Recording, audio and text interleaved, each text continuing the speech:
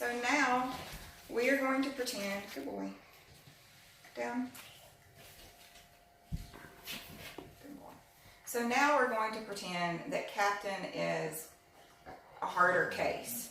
He is more reluctant and kind of really balks at going into the crate and does not want to go all the way to the back of the crate to get the treat. So we're going to have to do things a little more incrementally. Cap, good boy.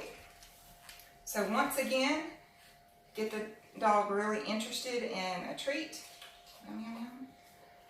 And then you might just start by putting the treat right at the front of the crate. He just has to stick his head in. Good boy. Do that again. So let him get invested. Good boy. And then I'm just putting the treat right here, right past the threshold. Good. He offered. Very good. So if this was a tough case, I would immediately probably give him several treats for doing that on his own. Or break up a treat and let him kind of spend some time there. But some dogs are going to be much harder and much more resistant at going in. So you might even take their kibble and spread their kibble here along the front. Good boy, yes.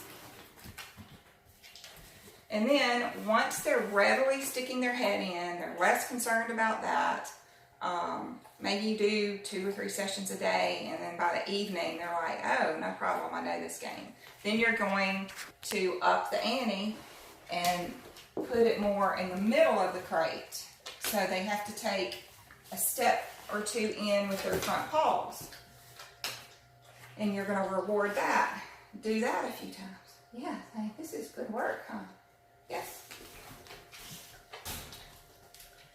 And then you're going to do several reps of that. And then once they've got their head and their front paws in, it shouldn't be that much more difficult to get their whole body in. You can do that by tossing a crate all the way to the back. Crate, cap. And he goes in readily on his own. Good. And then you're just rewarding that he went all the way in. Good. And that when you do that, a reluctant dog might go in, snatch the treat, and run out super fast. Good boy. Yes. And that's fine in the beginning. You're going to want to slow them down coming out. And one way to do that, taking this to the next incremental step, throw the treat in. Good. He gets it. Then when he turns around, you deliver here. Good. Good. Then you'll add in the next step. You've done that a few times, and you start shutting the door and doing the same thing that we did in the previous video. Good. Good.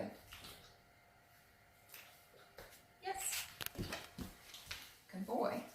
So then, when the dog is going in easily, turning around, waiting for their little extra treat at the front of the crate, and not bolting past, you can start to kind of fade things a bit further. So I'm no longer sitting on the ground doing this with the dog, but, oh, wait. Oh, you're so smart. Such a good boy, right? Yes. So now, if he was a reluctant dog, but he's had some positive associations and we've done all these other steps, I can get him interested in the treat and then kind of run my hand to the back, deliver back there. There you go. That is if this was a wire crate. Good. Yes. I do that a few times and they get used to the motion of my hand going back. So I kind of put my hand back here and I can drop it through there instead of handing it to him and he gets it. Good. Yes. And then that motion of my hand becomes the gesture of go to crate. Captain, crate. Good. And I can deliver here if I want to. Shut the door. And then now you're just working on building up time in the crate. And this doesn't have to take days. If you practice this maybe 3 times a day for 5 minutes, 10 minutes at most, you should kind of help a dog that is reluctant or nervous to quickly overcome that and create a positive association with this. And then you're going to work on building your time up in the crate. So, this does not address separation anxiety. This is just how to introduce a dog to a crate and how to win over a reluctant dog about going into the crate. And then once again, same as before, if the dog is going to be in there for an extended period of time, then give the dog something to do that is safe, like a bully stick or a Kong toy or something else. But be discerning with what you put in there. If you give him a stuffed toy, he's going to actually probably use crate time to rehearse shredding things. And I don't like a dog that shreds anything. If they shred their dog toy, it might be funny, but they're actually rehearsing shredding, and they don't know the difference between shredding a stuffed toy and shredding socks or, a comforter on your bed. They're both the same. They're both soft and fluffy. So be discerning with what you leave with them and make it as positive as possible. Hope this helps.